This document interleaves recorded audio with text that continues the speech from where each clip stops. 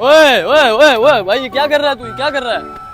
ये क्या कर रहा है तू? यार वो पीछे गोबर पड़ा हुआ था, उस पता नहीं लगा, उस पे पाँव आ गया। वो तो साफ गोबर कर। लगाया तो तू मेरी बाइक के साथ साफ करेगा? क्या कर रहा है? पीछे हट।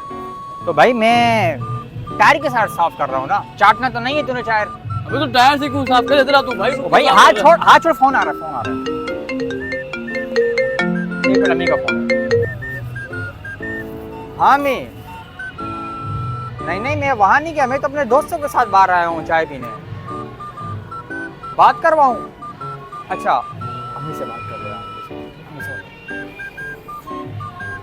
जी हेलो आंटी।